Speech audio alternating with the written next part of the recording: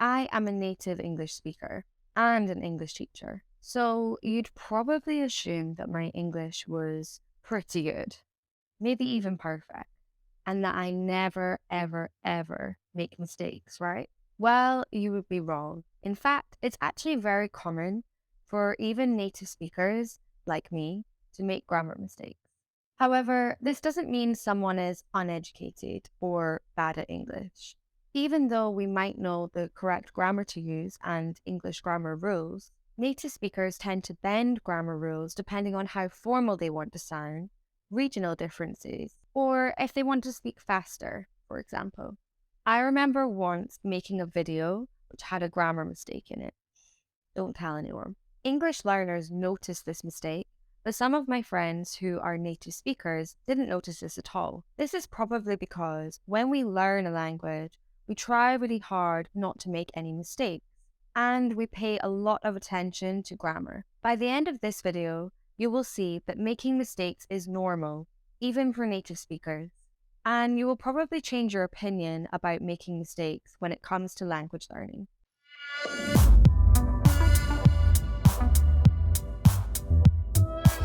So let's take a look at some sentences and see if you can spot the mistakes.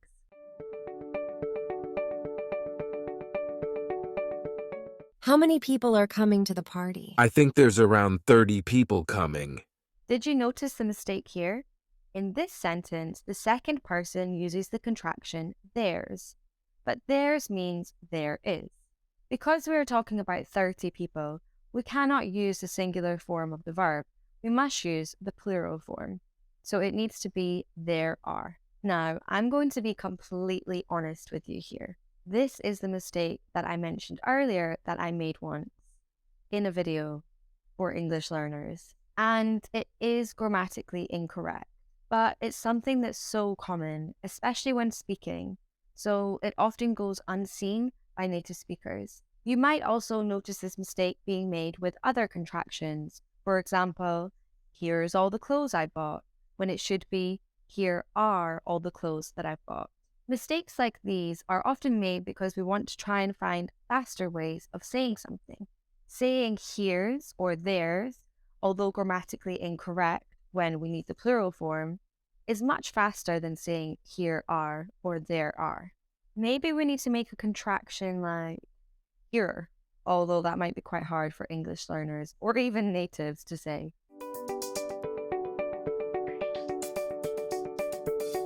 What did you do last night? Me and Sarah went to the cinema to watch a horror film. Did you notice the mistake?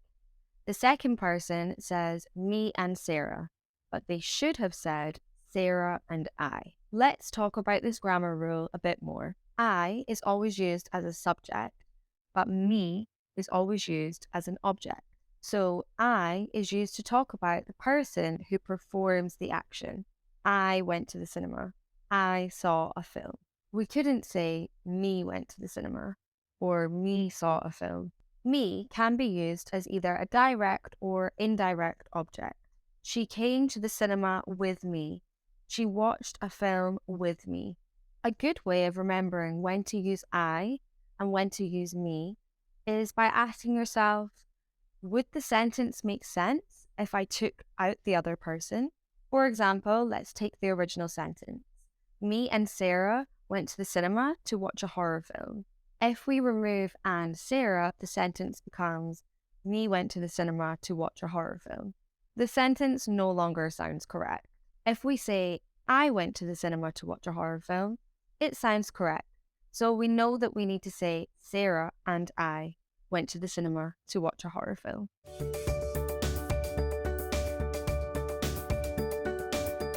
I'm sorry to hear you lost your job. How are you feeling?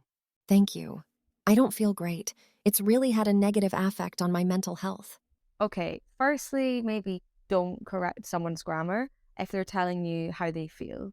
It can wait. But for the purpose of this lesson, can you find the mistake? The person should have said, it's really had a negative effect. Native speakers often confuse affect and effect. However, affect is the verb and effect is the noun. Something affects something and might cause an effect. Wow, confusing. But these aren't the only confusing words. We have a lot of homophones and homonyms in English. So words which sound the same or are even spelt the same but have a different meaning. Other examples include there, and your and your.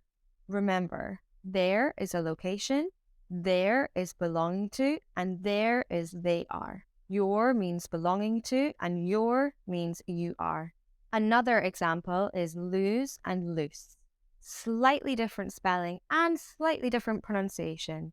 Listen again. Lose, loose. But these two still get confused and they have different meanings. Lose is a verb and it means the opposite of win, whereas loose is an adjective and it means the opposite of tight. For example, my trousers are a bit loose. I need a belt. Can you think of any more confusing words? Make sure you comment on this video.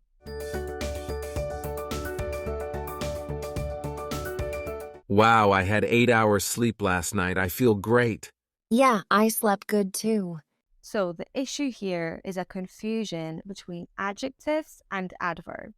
Many English learners get good and well confused, but native speakers make this mistake too. Good is an adjective, whereas well is an adverb.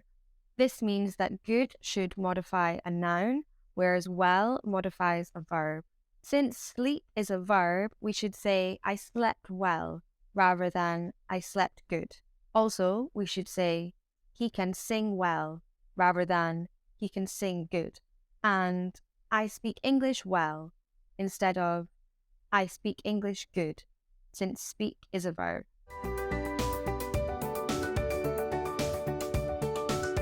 How's the new diet going?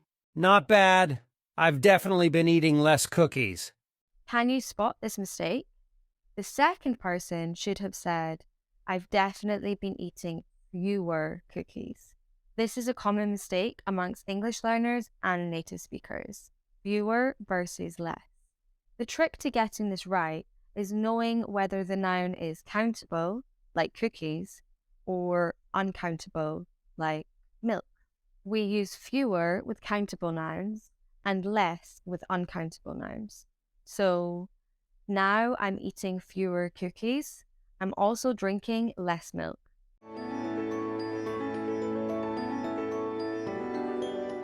Did you ask that guy at the party for his number? No, but I should have. This mistake is most common when speaking. Did you notice it?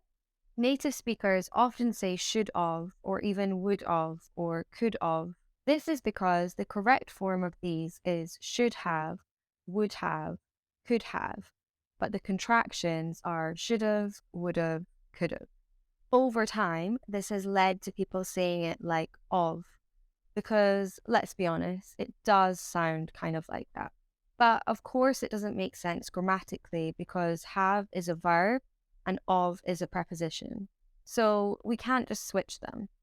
Have you noticed native speakers making this mistake? So try not to worry too much about making mistakes yourself. Can you think of any other common mistakes that we haven't mentioned? Let us know in the comment section of this video. If you learned something new from this video, give it a thumbs up. Then, hit subscribe and turn on your notifications. Have a look around our channel for more hacks and tips. And if you're watching on another social media platform, like or follow our page. See you next time.